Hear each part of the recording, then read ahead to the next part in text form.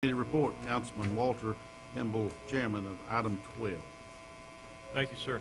We're actually going to move, and I know that there's been actually as late as 1 p.m. I think today there was a request to postpone the one item doing with a community project, and then there's going to be a couple items dealing with specifically Cox Road, the intersection blocking channelization paint, and also the hopefully a project down the road by DOT, which will add another lane from another exit lane from I-85 northbound to Cox Road, past the mall to Franklin.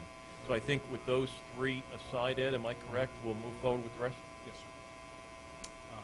sir. And those items in the exhibit would be items 1, 3, and 7 that we're going to take back and do some more work. So then that would bring us to item 2, the sidewalk program, proposed priority rating system, project ranking system, pedestrian plan update.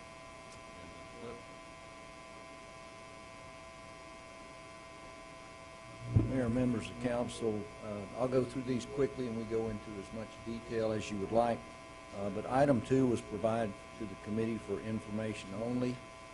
Basically, all of the sidewalk projects that were approved with the big bond referendum approved by the voters have been or will soon be completed. We will recognize some savings in those projects. And also, as we bid the 4 major road widening projects, we hope to realize savings in those as well. So as part of that, we have maintained for years a sidewalk needs list, and as we have money available, we go through that list to try to do the highest priority first. What we've done at staff level is try to come up with a more comprehensive prioritization policy and program, and as that evolves, we will go back through committee, and as money is available, hopefully through savings on some of these bond projects, we can come to council and recommend sidewalk projects and move forward with those. So that was presented for information purposes to the committee, and be happy to answer any questions on that. Questions? Somebody? All right, sir. Item 4. Item 4, I think we talked about that at a previous meeting, and Mr. Munn is very familiar with that one. Yeah, this was that project that came out of nowhere, essentially. We ended up reading it in the Gastonia Gazette, and so we all rushed over there that next day to see that this unveiling of the potential of a high-speed train from Atlanta to Charlotte. And the exciting thing about this proposal, it is driven by the Department of Transportation for Georgia. South Carolina and North Carolina are also partners. But there are 6 different alternatives. 3 of the 6 call for a stop in Gaston County. One runs along I-85 and will stop in Gastonia. The other runs along the Norfolk Southern, stop in Gastonia, and potentially right here at a potential multimodal site. And then the third one is a greenfield siding that would come the way they had it drawn, almost down around the Garden Park, and that there would be again a Gastonia station. So what we are recommending is committee voted unanimously 3-0 to endorse a resolution in support of the Atlanta to Charlotte passenger rail corridor route passing through Gastonia. The other 3 go through Rock Hill. So it's a relatively easy choice for us to say we would like to have, because we would then get high-speed rail from here to Charlotte, which we did not get when they went and looked at other corridors before. It's almost like a second bite at the apple. When this happens, whether this gets funded is completely up to the federal government. Would this help the intermodal facility at all? If they select the Norfolk Southern, Right. absolutely, because then you get your high-speed rail to Charlotte. But they may not. They may go for the greenfield site. So the route. So we'll just have to see how that works. But absolutely, if they pick that. Yes. Councilman Craig, just some further research on that. Really, if that was, as Ed alluded to, if that was chosen as the site, really the potential could be that could be the highest user of that they could actually be the biggest recipient of that area. But there's nothing new on that, Ed? I know that I haven't seen anything real recent since the meeting. No. We should be getting some information shortly. They were talking about by November making some preliminary decisions. So we'll see. We have also worked with Senator Burr in trying to make sure that we have advocacy for as much North Carolina as possible. And also with Senator Byrd, also hopefully get some more advance notice of when you're going to be meeting or hearing or something that we can wade in on to some degree other than reading it.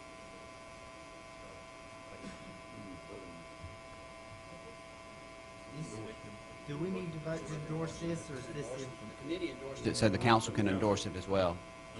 Motion to endorse. So moved. Second. Discussion, all in favor? Okay. Item Yes. 5, Bill. Item 5 was discussion of our automated signal control system. There were just some questions asked at committee. Staff is continuing to look at the synchronization of that, and that's just an ongoing type endeavor, and be happy to answer any questions on it. Question? Okay, item 6, please.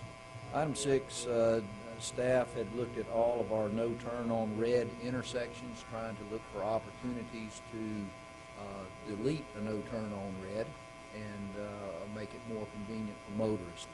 Out of those 23 intersections, we identified 6 that we felt the no right on red could be removed. They were all on state intersections and would require DOT approval. We have sent that list to the state. They have responded in this past week and identified they agreed with 2 of those 6 should be removed. So we'll come back to the council with a resolution to take that out of our ordinance from an enforcement standpoint.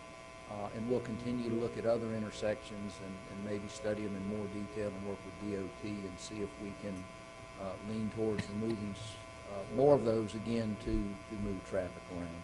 So the committee voted 3-0 to pursue the removal of those no right on red where DOT would agree as well. So moved. Second. Discussion, all in favor? Item 8. Item 8, we gave just the details, and that's in your agenda as well. We try to give regular updates on all of our transportation projects, specifically those, again, that were part of the voter approval GO bonds. That as well as in your agenda, and I'll be happy to answer any questions presented for information purposes. Any updates, any progress on getting that road to go through between where Chuck E. Cheese is at, Ruby Tuesdays to Home Depot and Toys R Us? Somewhat, yes, sir. Everybody supports it. It all comes down to who would fund it. So at this point in time, we do not have a funding source, and we certainly don't recommend that be a 100% city project at this point in time. But we continue to look for opportunities, but it's always who will pay for it. Will stores chip in anything? They have expressed an interest, but have not come to the table with real dollars at this point. Do we know the cost on it? Yes, I don't know it off the top of my head. I can get you that information. Unfortunately, we're dealing with a lot of corporate-type entities more than just local businesses. So that's the difficulty in getting the funding sources. Thanks. Appreciate it. Mayor, members of council, with pertaining to the street bump program, Planning Commission member Ward 1 asked a very good question. He wanted to know, he was worried about travel to get to Titon, what kind of detouring we were going to be. And talking to our city engineer, all of our projects, the first one's Myrtle School, but all of our projects, the intention is to keep the road open. So there's going to be like a short-term stop during construction as the vehicle moves back and forth. But the idea and the theory is never to really close those for any extended period of time. And so that's what the engineering's working with now in terms of the premise of how we go forward. some of these, it's difficult to get a easy detail because they're critically thorough. So for each of the projects, the First Lawrence Middle School, that whole business of construction and still keeping school traffic, neighborhood traffic, all of that going on, as well as the emergency. That's going to be part of the complication of these line projects. That is actually part of the design, the traffic control, and what will be bid is for the contractor to maintain traffic during construction. Yes, you may have some stop and go, as Mr. Munn says, but in general, it will remain open at all times. Item 9 was the MPO. We've talked about that already. Item 10 is actually a great partnership project. We have been working with Choice USA Sundrop on some roadway improvements right around the Franklin Chestnut area, some pedestrian enhancements, some beautification type projects. We see a great opportunity there to partner with them to improve the streetscape of Gastonia. But those details are in your agenda, and that was presented for information as well. Item 11, again, information purposes. We have been working with Piedmont Charter School on some of the traffic issues out there at the school, and again, related to the signal phasing. Our staff has worked with them. It's primarily some things they can do on site to help improve during their high volume times. Item 12 is a proposed, we received a letter from State DOT Norfolk Southern. They again have identified the crossing at May Street for signalization. That's from a pure safety standpoint. That project went to committee. We discussed it in detail. It's basically a 90-10 split. The local share, the whole project is $302,000. Local share is 10% or $30,200. That is went before the committee for recommendation consideration. The committee voted 3-0 to recommend moving forward with that project to signalize that railroad crossing. That would be something we have to budget in the upcoming fiscal year if council wants to pursue that. But that was from committee for a 3-0 recommendation. I think that's, we can vote on that one. Motion to approve. Second. Discussion. I would just like to say one thing. Thank y'all, because that is a place that really needs some signalization. We've got a four-way stop sign there and everything else, but people come across that railroad track. So thank y'all. That's a great improvement for that area. And just for information, I think the committee also directed us to see if there's other opportunities for other maybe minor closings on some of the lesser used railroad lines that might further minimize the city's local share. So we'll continue to pursue that. Item 13 was other related matters, pedestrian plan workshop, some questions on the GO bonds and the 85X route, and those are in your agenda, and we'll be happy to answer any questions on them. Before I forget, let's vote on May Street. All in favor? The last, that's my vote. Go ahead. And that concludes the Transportation Committee report. Thank you very much. A good report. Thank you. One question, Flip. I tried. Go ahead. He does pretty well not to be able to talk. Thanks. 85X, I'm not looking for like an additional bus route. I'm looking for them to take one bus away. They send 4 out in the morning. Just take one away and make it a noonday bus. They still have, 8 buses running. That's all I'm asking. Correct, and I do not have a status report tonight, but I will get you a status. You had requested that of the staff at that committee. Because the Yes, sir. wording there was, Just real quickly, Flip, item 13, subsection number 1. You showed me the plan before the meeting tonight. I think it's very proactive what Quick Trip partnering with the city has done to improve the sidewalks there. Can you just very briefly go over that? Yeah, this is kind of just one small area of what the pedestrian master plan is. One of the issues, or one of the concerns with Quick Trip at their location of Long and Broad was the accessibility of the local residents to get there via some sidewalks. So Quick Trip has installed sidewalks basically around the perimeter of their property. A few of them are still in, but they put sidewalks all around. When you look at that compared to the sidewalks in the existing neighborhood and on Long and Broad, very good accessibility for pedestrians to get there, for that neighborhood to get there. We do have a missing link on the south side of Long Avenue between Broad and Dollar General. That would be a good addition, but we'll continue to look for maybe some grant opportunities or maybe some corporate partnerships to share in putting that little sidewalk piece in. But a good example of how looking at a master pedestrian plan can work and serve our citizens. Flip, one more thing.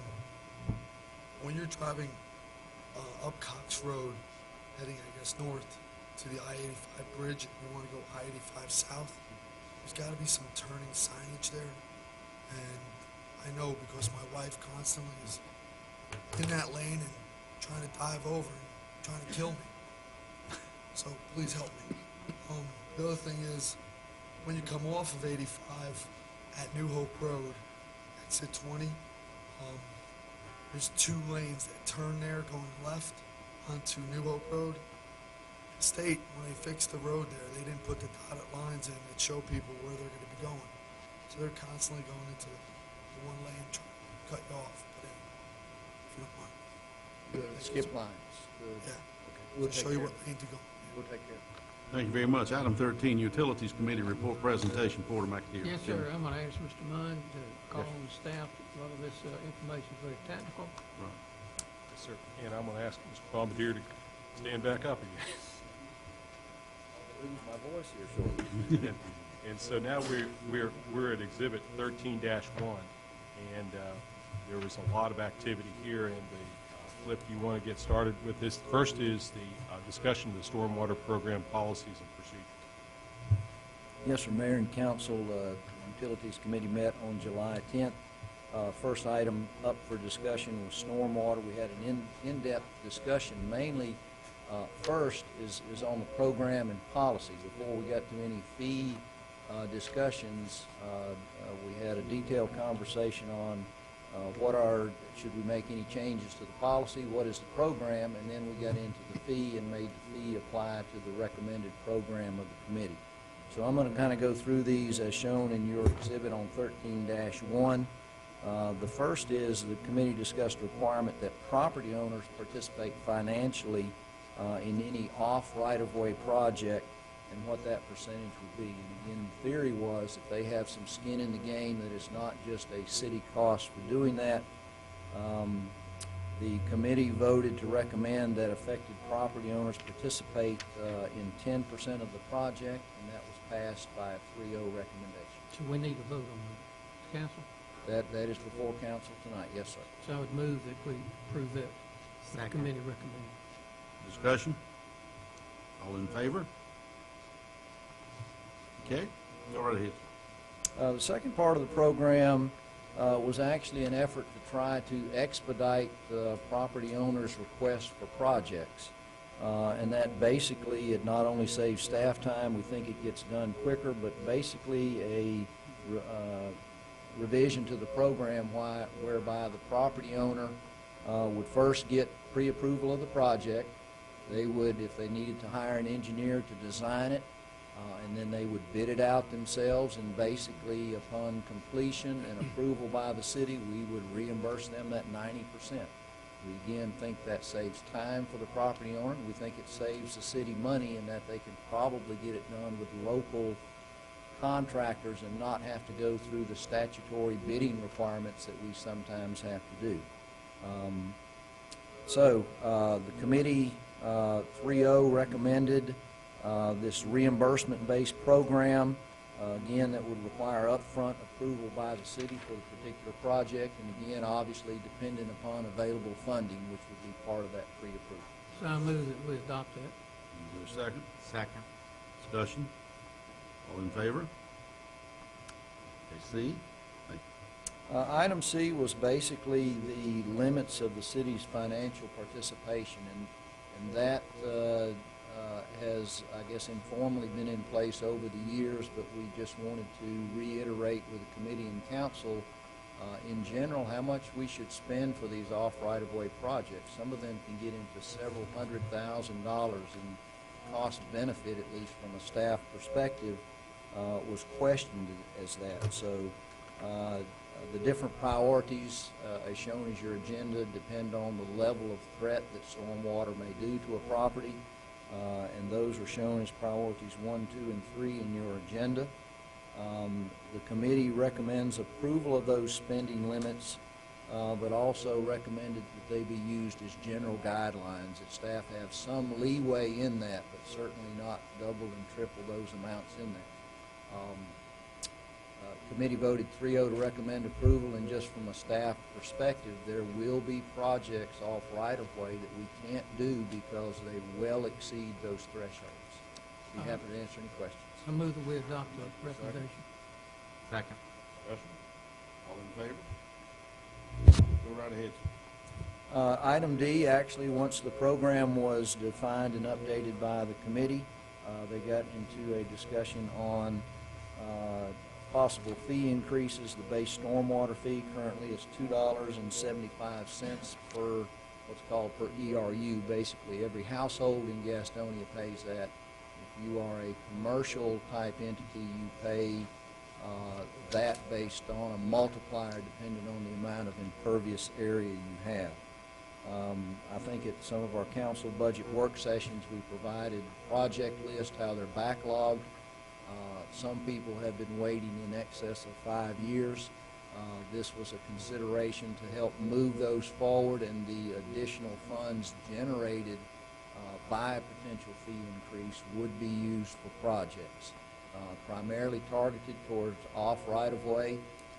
We do have the public right-of-way to maintain as well. We have a small culvert failure down on 3rd Street now that was unanticipated that we'll have to move to the top of the list and fund. But in general, the fee increase, at least at committee level and through the council's budget discussions, I think we got the direction that would be used for projects. So committee voted 3-0 to increase that fee effective January 1st, 2014 to $3.25 per ERU for non-residential, and again $3.25 per month for our residential customers. And what I think we kind of recommended, y'all correct me if I'm wrong, was that the law requires you to have a public hearing. And we should have that public hearing before we established any amount. So we'll have a public hearing first, and then we'll decide how much we want to increase, not increase, whatever. So what we need to do is vote on having a public hearing at some time, not too distant future. You can determine when you would like to have that. After the public hearing is over, then we can determine what, from the results of the public hearing, what we would like to do. Is that the motion? Yes. Do we need to have a date on that? Yes. Well, Specific date? Or can we just say we're gonna have a public hearing in September? You don't have to specify the date now, but if you want to, you could.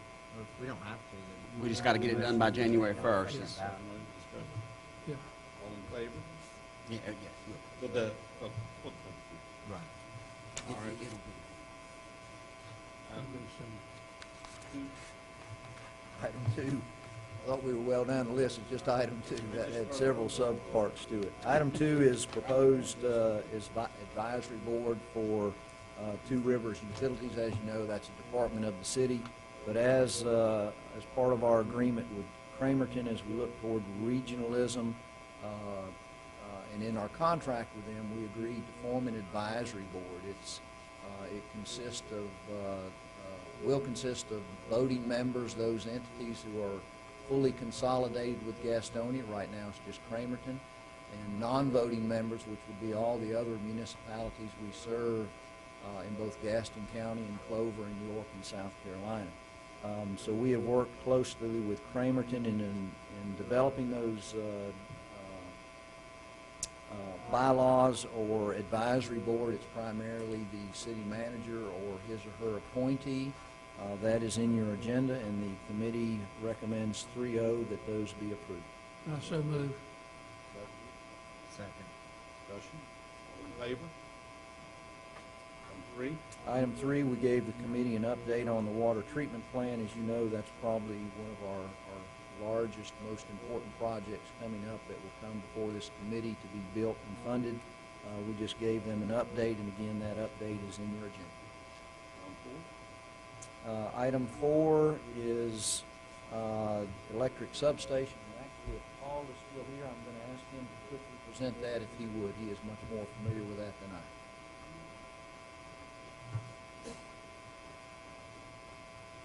Thank you, Mr. Mayor, members of council. This item is to start the engineering process for a new substation that we are looking at needing because of the growth in the tech park. What we're seeing is a lot of growth up in the northwest quadrant because of the tech park, and we're having limited reliability. We're not having reliability issues, but we're having limited supply of potential large customers. We're not proposing a site at this time. It's just the engineering for that. When we get time to do the actual bidding and purchasing and building of the substation, we're looking at it's a 12 to 18 month process. So in order to be ahead of that 8 ball, which we've been talking about all night, we want to go ahead and get the design and engineering work done. The potential with this substation is the site we're looking at is potentially in the tech park, and with that we may also have the opportunity to expand out into Pacor Mountain if something comes out of it that we do require power out there that is within the limits of what this substation would be. So all we're really looking for right now is just the approval to go ahead and get the engineering work done. I so move, Mr. Chairman. Second. Discussion. All in favor? Thank you. Thank you, One sir. question, Paul. Oh, How soon would this be up and running? The substation itself would be 12 to 18 months once we got the design and bid process out there. The biggest thing is the substation transformer, which will probably be around the $500,000, $800,000 range, and those are normally anywhere from 12 to 14 months lead time. The whole project's $4 million. Item 5. Item 5 is a proposed Stanley Sewer Interconnection Project, another great regionalism project. Stanley had approached the city of Gastonia on the possibility of us receiving their sanitary sewer. It started out as just that on the western side. Right now, the eastern side goes to the city of Mount Holly. Stanley had asked us for a proposal to send all of their flows to Gastonia. We have worked to prepare an agreement, basic interlocal utility agreement to provide that. That has been before Stanley's board and has been approved. Stanley basically takes the largest financial burden of the project through some grants through the state. We participate financially in reimbursements to them, but those reimbursements are based on monies we receive for treating their sewer, and the benefit cost has a very quick payback for us. So a good mutual opportunity, financially beneficial to both parties.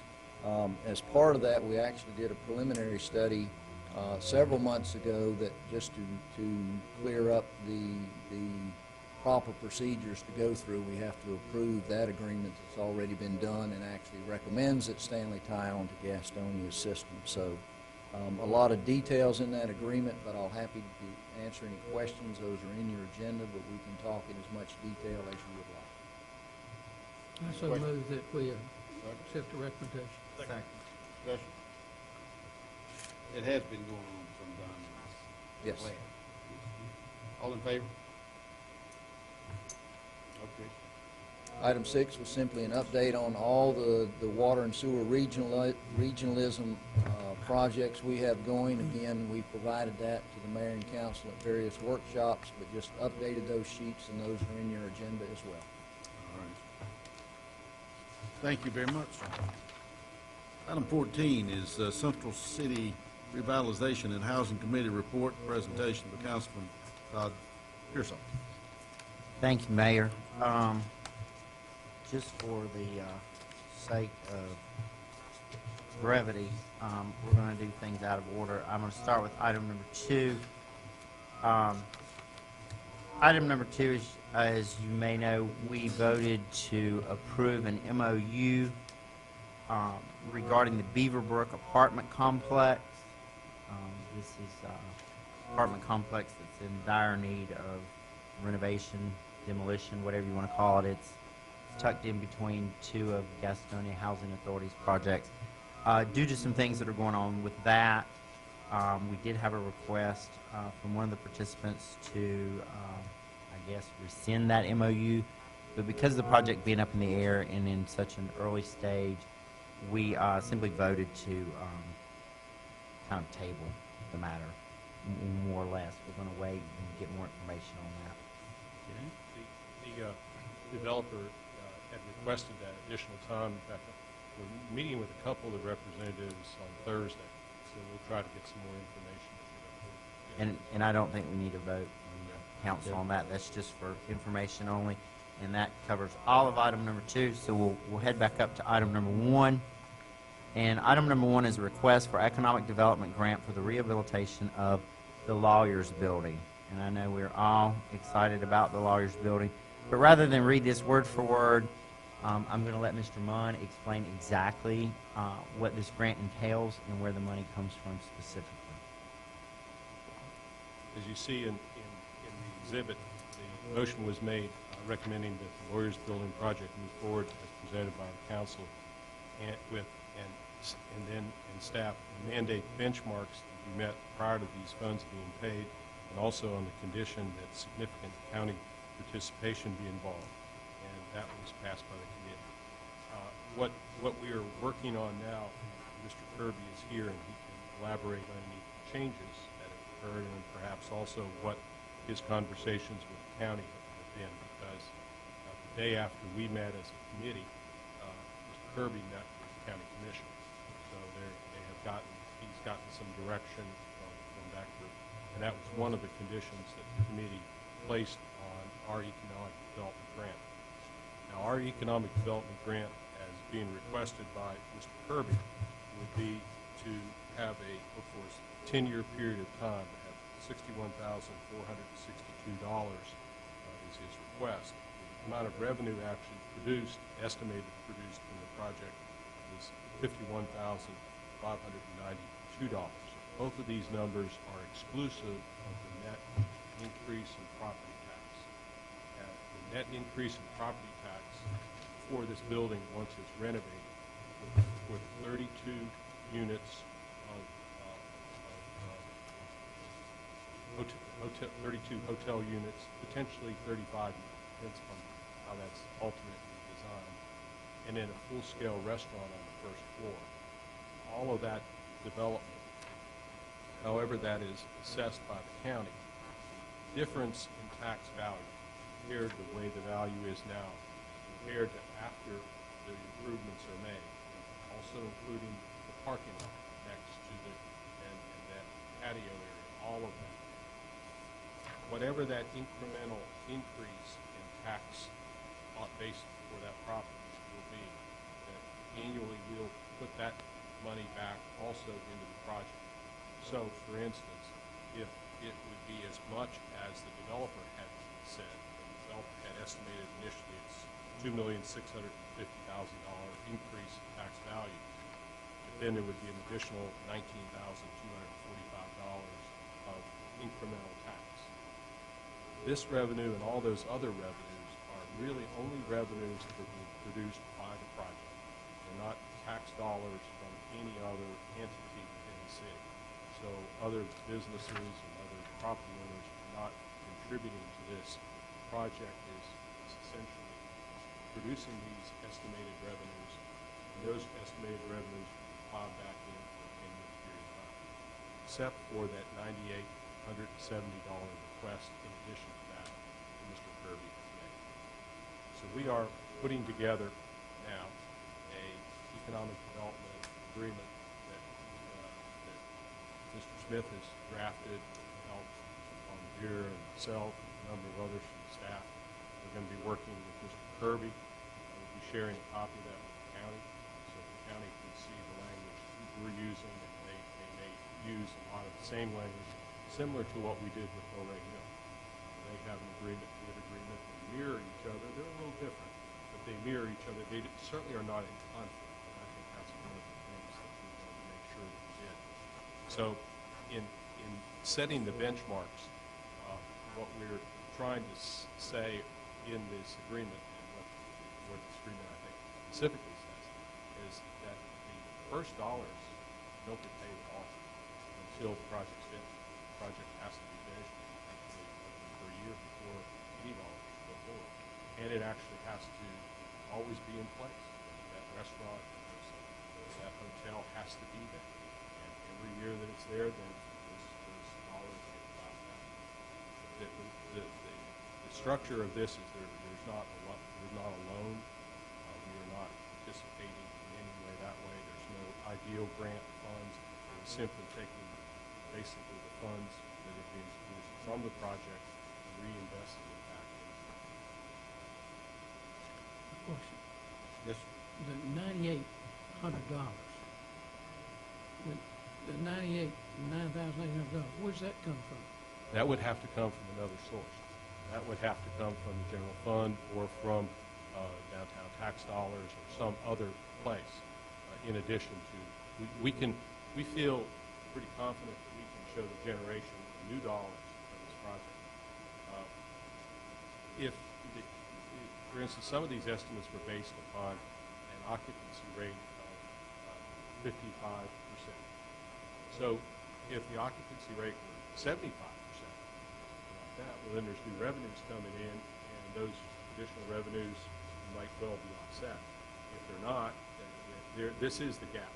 That so far in our analysis, it would have to come from some other source. You are also going to have one-time construction hit with this project, and also by actually occupying the Lawyers Building, which hasn't been occupied for 20 years, you're going to have an impact on the surrounding positive. So, Mr. Mayor, Right, we've projected within the projected revenues, they're coming, water, sewer, electric, conference center revenues. Conference center revenues, $21,000. That comes from Bill Owen. The manager feels pretty confident that that's a minimum amount that would result in having the advantage of having a hotel downtown that's walkable to the conference center. And so that, we had one number of 45,000, and we talked about different numbers. 21 seems to be a reasonable, minimal. If, for instance, Kirby talked about a film festival. He does a film festival with the indie commercial builder, well, then that number might increase. And then we would use those dollars to help try to bridge any other needs. so this, so there'll be no tax money, or like the $9,800 they wanted to add in, that shouldn't be part of the agreement, should it? If new revenue comes in, that 51 could go up later. If you had more revenue, the 51 could go up more, but I thought we were going to stick with the 51 or so. Yeah. The request from Mr. Kirby was the 61. 61. But that's not what Revenues, you and I what we talked can about. tell you that we feel will come from it is 50. So there's that $9,800 difference. Question, with regard to the municipal service district taxes, are they included in these numbers? Okay, all right. And then hotel occupancy taxes, are they somehow included in these numbers? No, hotel occupancy tax from the project. Right. But what will really happen is hotel occupancy tax, by law, have to be collected, must be given to the authority to that fund. And so that is where those dollars will go. Then the dollars then get allocated back out again to the Chile Museum, Park, Conference Center, some of the things. So there will be some of this county dollars coming in. Some of them are earmarked dollars that we send back to Mr. Kirby will be dollars that we will be able to send. They might come from different funds. We will have to, there will be always a balance in there between where our revenues come and where our revenues come. He has to pay all of the taxes Yes. and all of the utilities, and then the grant would come out of the general fund commensurate to whatever amount council agrees to. But as with the Target Road project, the way that was written was whatever is generated, an amount equal to that will go into the grant. The grant comes out of the general fund. And so in the same way, for instance, we collect money for hotels, sometimes those dollars that will go to the occupancy tax fund. The expenditure actually might go to the general fund. The Shield Museum, for example, allocated funds to the Shield, so it'll move across. We will move, each council, every year, we move dollars back and forth between funds as needs arise. Yes.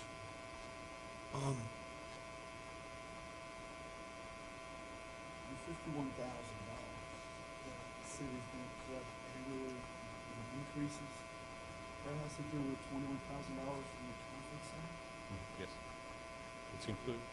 It's included, but I mean, the conference center would probably get that anyway. If the hotel's not built, that revenue, in other words, this is additional, but revenues that come to the conference center are estimated as a result of having a hotel. Jim, these are figures that Bill Owen provided to us based on his knowledge of the hotel industry and the conference center. It's based on estimates that he thinks the conference center's business will increase, not just what they're doing now, or not just increases that he's planning on anyway. It's based on a hotel business. McDonald's. McDonald's is a very successful franchise. They do a market study for a year. They watch traffic patterns, pedestrians. They know marketing. They know who lives in the area and how successful these projects going to be before they even open up. They do a study for a whole year. That's why you don't see any McDonald's closed after ever on the roads. They're successful franchises. What kind of marketing studies been done here? I mean, do we need a Am I allowed to say hotel this? downtown? Am I allowed to say this? One of Mr. Curry's partners is the McDonald's franchisee owner, so I can assure you that all of the background work's been done. Has the gentleman ever built a hotel before? Mr. Curry, Has he ever run a hotel before? they're not going to be running it. They're looking to hire someone to run it. Bill Owen with the conference center is on their committee looking for a ownership company, a franchise company, so to speak, that runs small hotels to come in, management company, come in and run. Have we given any monies to the hotels that are out on Remont Road? Why would we give money to hotels in Remount Road? Because they're hotels as well. It's not a historic building. It's being renovated. The historic building, it's another thing. When a building is truly a historic building, doesn't it average has to come down by 50%? Isn't it a 50% decrease? It's the city, the county may do that, have to do that. Many historic buildings that do not have that credit. Some do have that credit, or in Milton has that credit. One of the stipulations here, since we're counting that those tax dollars and reinvesting that back into the project, is there's no break there. We're not advocating that, and that's not being proposed. They will pay full property. The problem I have with this project is that we're gonna be handing out money for someone to do some work in the building where at the last meeting, here the guy's gonna revamp roads for $1 million. He's gonna look on the water and sewer, and he's gonna have 300 to 400 jobs, and he was looking for a grant from the city. $610,000 in 10 years. I like that. I hope it does get built. I hope he goes and finds another investor. But as far as using city money for it, May I, ask, Mr. Kirby, come forward here just a minute, please, up to the microphone. Tell us who you are. If you don't mind, go ahead, Brenda. I was just going to respond to that question. It's my understanding that no money gets given away until, not given away, excuse me, no money is granted to the applicant until they reach certain benchmarks. If they don't reach those benchmarks, they get no money from the city. They don't get the grant. It's not like the ideal grant that's given to people for seed money. Okay. So if the contract or the agreement is constructed the way that the committee asked the staff to do it, then they might not get any money. Okay? They have to meet these benchmarks first. Why are we picking winners and losers? Let the free market do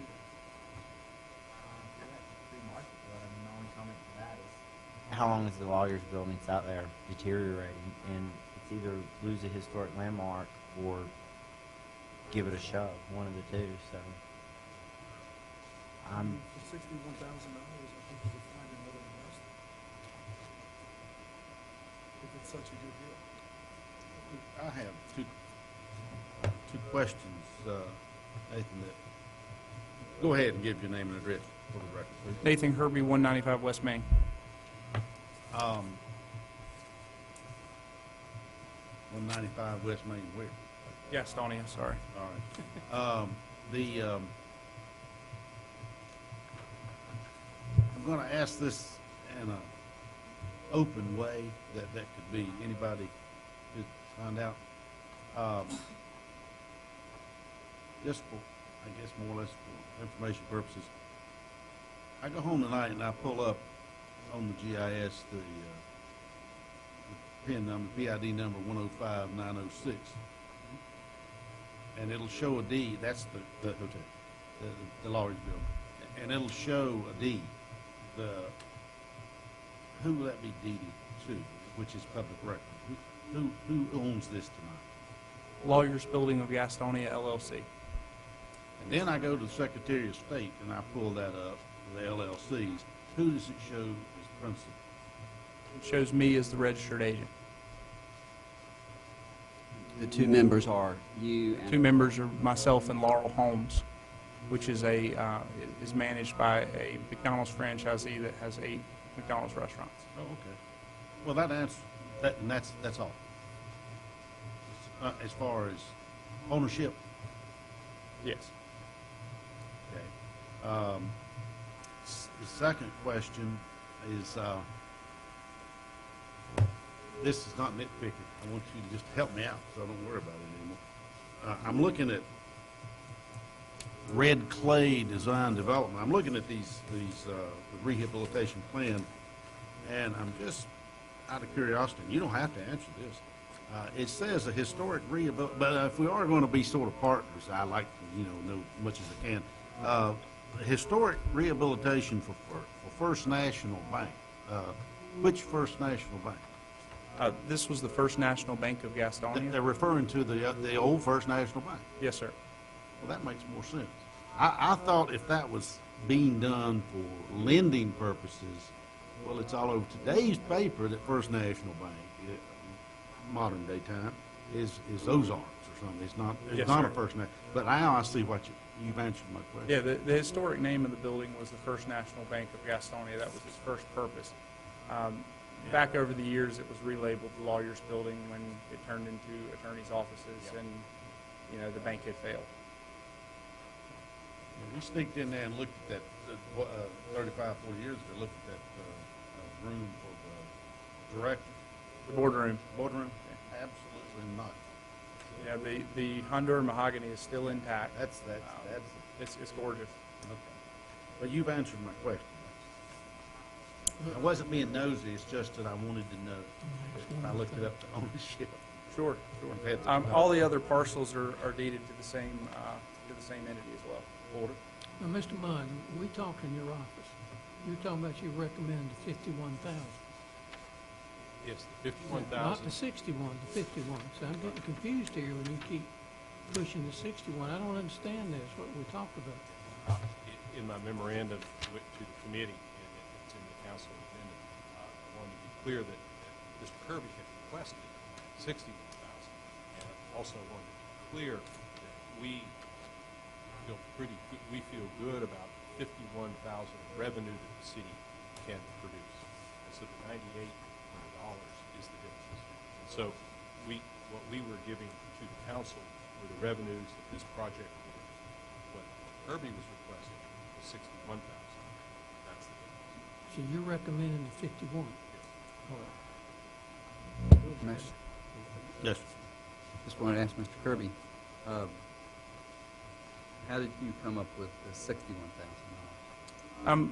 It's actually convoluted, but as we began to look at the loan to value, the debt coverage ratios and things on the project, we came up with, during the first 10 years, a shortfall that we needed to meet to hit a loan to value that a lender would take. Councilman Gallagher made a point earlier about, let the market decide. Unfortunately, the way this building was constructed, no one within the market could renovate it. It's absolutely impossible to do and have it be commercially viable without some other source of alternative financing. I mean, we're putting a significant amount of cash into the project, much more than you would see for a new construction project, to basically make it fly. And we're going to have a property that's worth less than what we're actually having to dump into it to make it happen. We feel good about it. It is the most iconic building, I feel like, downtown. But the way this building was built was just a little bit of history so you understand where this comes from. But it was built 100 years ago, or they started construction 100 years ago next year. So we have an anniversary coming up, and our birthday, if you will. And the building was Type 1 in a day when Type 1 construction was not very common. And it was Type 1's basically what you do for high-rises in New York City, buildings that have to be bomb-proof, literally things that we don't see around here. And Type 1 has to have a 3-hour fire rating. This building has a 4-hour fire rating around its structural members. So it's built, literally to last. That being said, it also had marble walls in the lobby and things that, for us to go in and put stone, granite, marble back in to line these walls, it's going to cost more than the property's worth. But it's the right thing to do. As far as a project, as far as the budget, when we looked at what was feasible for any investor to lose and put into a project, and then looked at what the most the loan to value we could squeeze, which would be about 85%.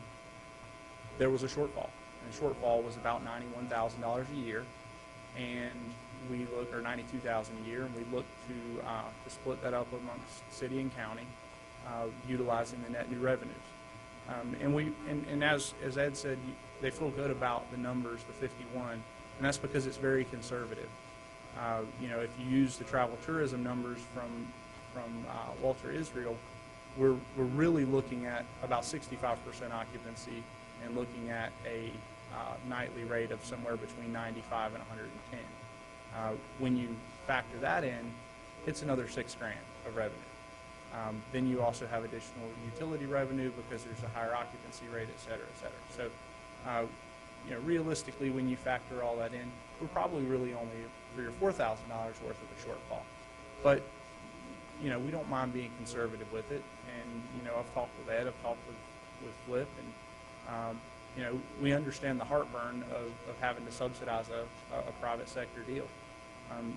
The truth of it is, it just won't happen, and it will be there for another 31 years vacant, because it doesn't make, we can't reach a rate of return given the level of finish that has to be put into that building to reach our, you know, to rehab it properly. We will never reach a commercially viable rate of return during those first 10 years. But the goal is, once the 10 years is up, and we have to start paying the full property tax, and we have to, you know, we have no incentives coming in, we go and refinance the property. It has a lower debt service at that point in time, and therefore it can carry itself. So it's really a long-term deal. And as far as management, we absolutely have no experience managing a hotel. Don't want to do it, don't intend to do it. We're working with Bill to put together the proper property management software, central reservation software, the proper management team to run the facility. And, you know, realistically, we're looking as far as our level of quality, our linens that he's you know, that we're leaning towards are what he would have at the Starwood resorts that he worked at. There's no other hotel in Gaston County that has that type of level of quality. So, you know, I think it'll be a great impact on downtown. If I'm not mistaken, at the meeting, Bill pointed out that I believe there were 5 workshops that they could not book last month because they needed 8 to 10 rooms or 8 to 12 rooms for each of those. And, you know, we're projecting, if I'm not mistaken, in that 21,000, we're only projecting 10 and a half events per year. He had 5 last month he couldn't book. So I think we're really, really conservative with the revenue numbers, and I think the city stands to hopefully reduce the amount of subsidy that they have to pay to the conference center once there's lodging downtown. I mean, that's really our goal. Mr. Mayor, instead of being 10 years, it was going to be 11.35 years instead of 10 years, right? Because of that extra amount of money. If you fund it, It's 61. if you use those numbers, went all the way to 61, that's correct. 11 years, 11.35 years, not 10. So the 51 would do it in 10.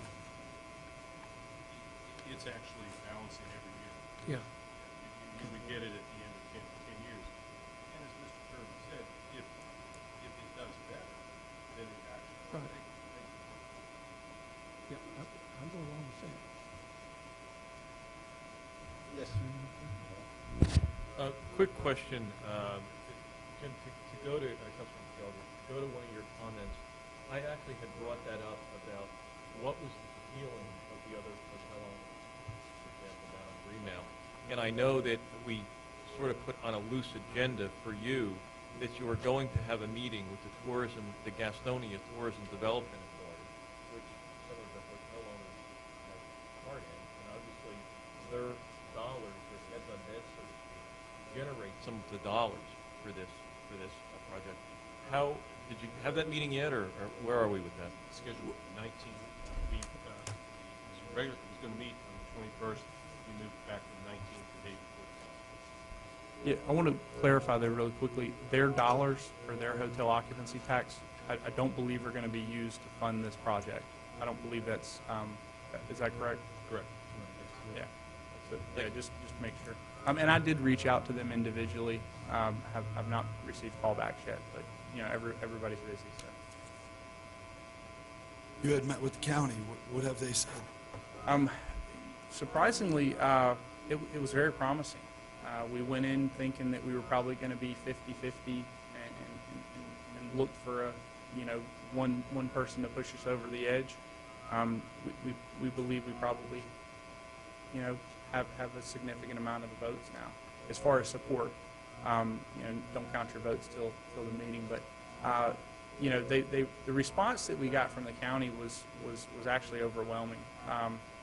They believe that the city will. It was the same thing Brenda mentioned. If the county will support this, then she would feel good about supporting it. They said the same thing about the city, and they appointed a committee of I believe 3 to meet with a few councilmen and city staff, and basically put together a deal.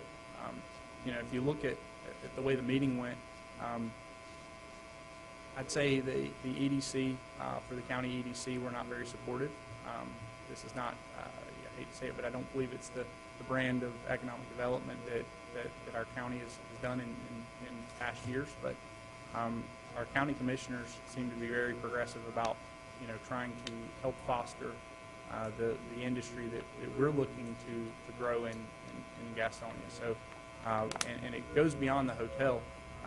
We need the lodging rooms, not just to help the conference center, but we need the lodging rooms to continue furthering the film activities that we're doing in downtown. And without lodging, we can't attract the independent films, the larger independent films, and bring them here. They won't, I mean, they need lodging. That's in very close proximity to the editing bays and the production offices and things that they work out of. So, you know, that it goes beyond just building the hotel. It also, you know, pushes over into us being able to move forward with the commercial building and renovate it properly. You know, I have a problem with that. This is not going to even be a named hotel like, you know, Clarion or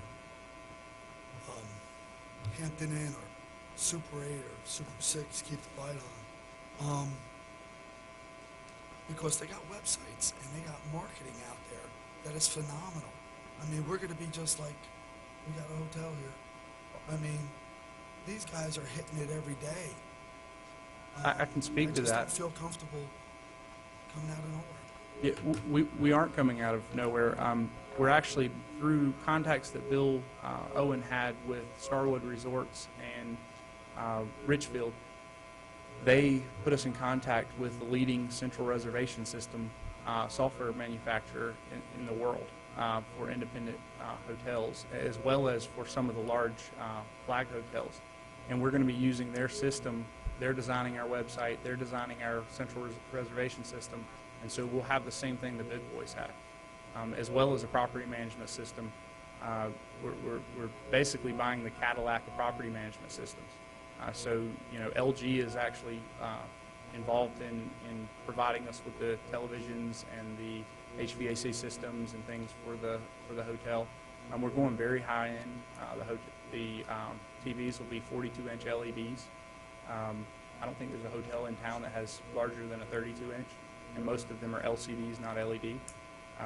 They'll be, you know, hospitality-grade TVs, so they'll be able to go there and pull up info on surrounding businesses, the downtown, the hotel itself, right on the television. You know, we're not looking to do this in a small way in any way. You know, either we go big or we go home, and you know, by going after the software and going after you know, the qualified folks to operate this thing, and utilizing a lot of Bill's contacts, because he's been invaluable. You know, he is. I believe you put us in contact, so he's been absolutely invaluable in helping us navigate through the process. I mean, there's hundreds and hundreds of softwares out there. There's hundreds of different companies that do this. You know, do the reservations, do the property management, and he's been, you know, by putting us in contact with the folks that work with the big resorts, you know, that have retired or are still working there. It's been very, very helpful. So we've pretty much solidified to go with Scepter for the central reservation system, and go with MSI for the property management software. Actually, I believe the Scepter rep was planning on coming to the meeting with us on the 20th, if we go to that meeting, just to talk about how important it is to have a central reservation system, and why a lot of the small hotels that don't go and buy those or don't invest in those, the software and the hardware required to do, like you said, and market and get it out there, why they fail so quickly. Because they don't have a marketing budget. They don't have, you know, Ash and I discussed today about, you know, how do we keep the level of quality up? How do we ensure that, you know, the linens aren't going to get frayed, and this isn't going to happen, and it's not going to turn into something that you don't want to see downtown. And we do that by putting reserves in place. You know, we fund capital reserves. We put, you know, I think in our budget we have a $40,000 a year marketing budget for the hotel. That's pretty big for a small hotel this size. We don't intend to not market heavily. And just, if we market this, not only that, last year, when we filmed the renovation of the Lawyers Building, those episodes will go out. We'll be launching preservation.com after September 1st. And so the 10 episodes that we filmed last year will be available to the public to watch us renovate the mill that we did. When we filmed the Lawyers Building, we'll be doing the same thing. So preservation.com is, if you're looking for historic preservation, it should be, once the site's up and running, it should be probably the first thing that pops up there. The word preservation gets searched 110 million times a month in Google. So we think we'll get some pretty good traffic by backlinks and things supporting the hotel with the fact that it was done on the show and and we aired those episodes. Let me interrupt you. Yes, sir. Brenda, been waiting. Well, and Let's I just appreciate that. I was gonna ask about when do you think we're gonna learn something from the county? Their meeting, we're scheduled to go on their meeting the 22nd of August. So they will vote based on whether the city supported it or not. Okay, is this considered a boutique hotel? It would be. Thank you. Is there a motion? Yes, sir, I was trying to do that a minute ago. I'd like to make a motion that the council approve this recommendation from the committee. How much money? You asked me that.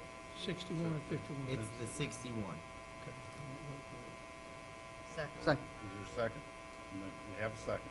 Any other discussion? Yes, sir. I'd just like to make one point and just kind of give a different perspective here.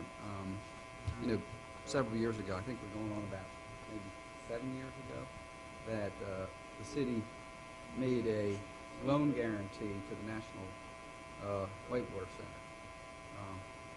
And at the time, it was a little bit of a different kind of a, guarantee. It was, we were trying to give them. It was technically a services contract.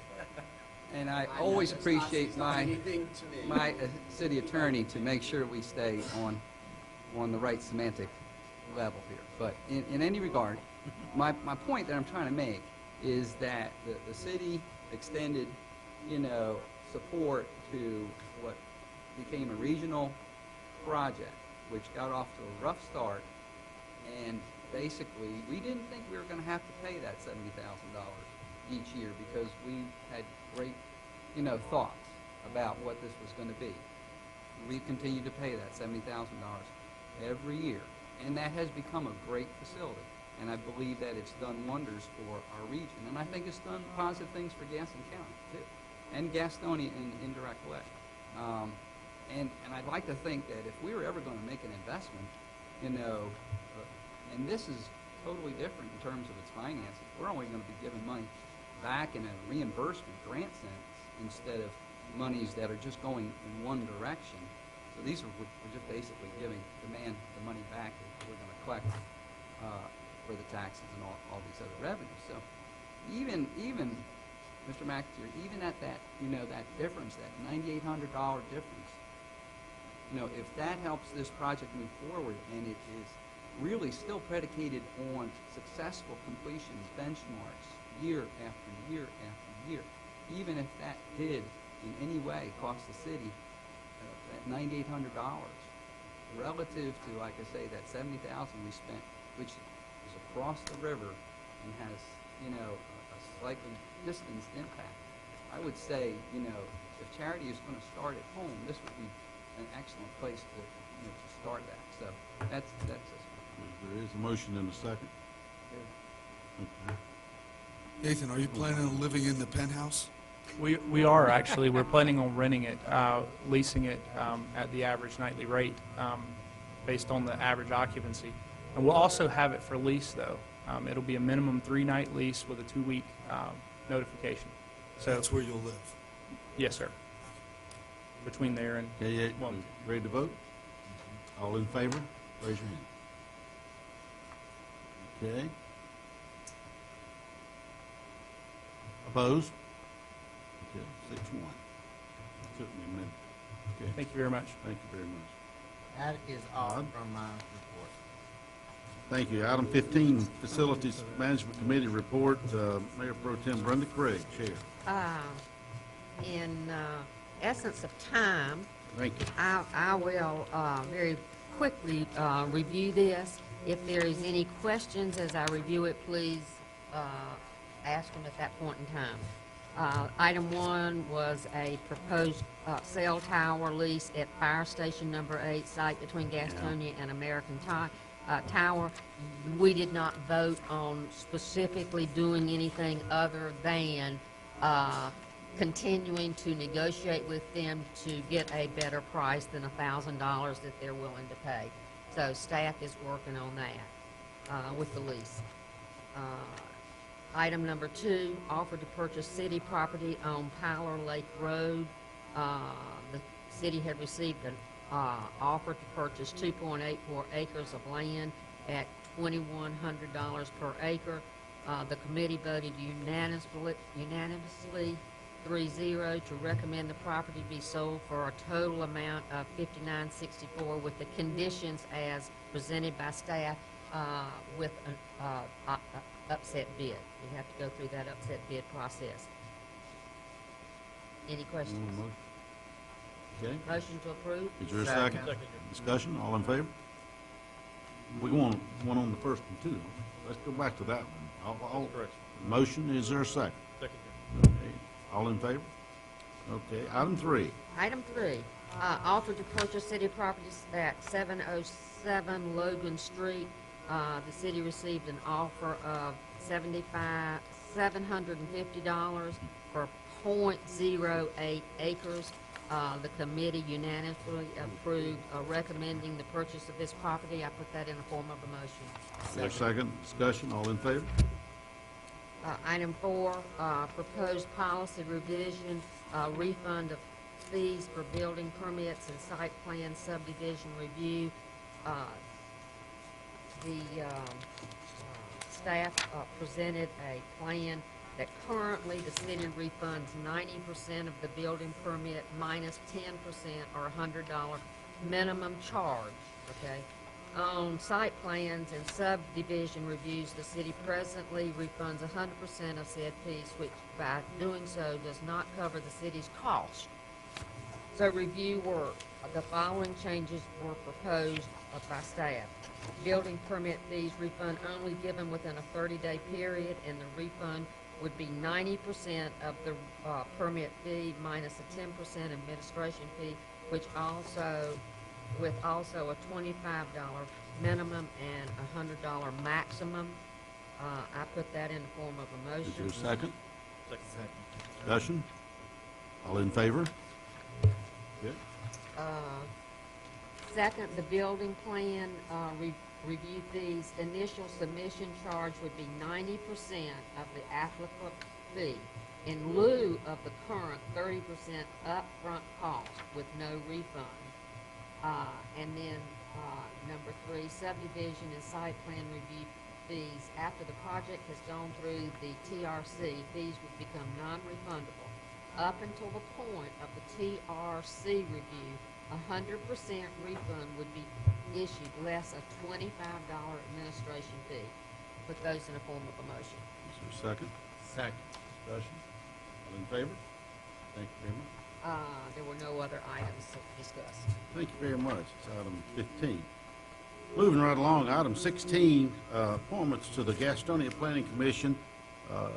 16 is award 4-seat and an at-large seat. Do you have anything more to?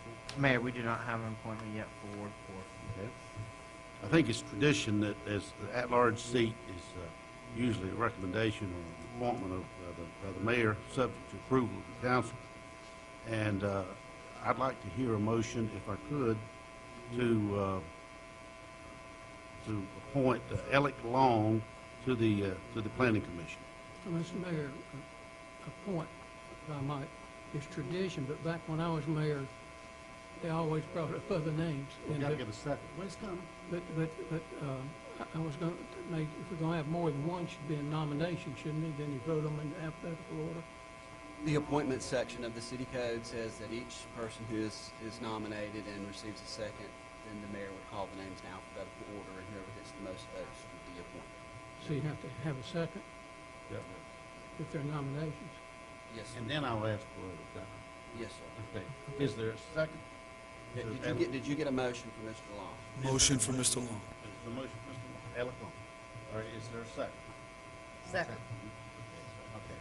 Now, are there any other nominations? Yeah, Mr. William Gross, I think that when we bumped him, that was kind of caught him off guard, and I just wanted to right or wrong,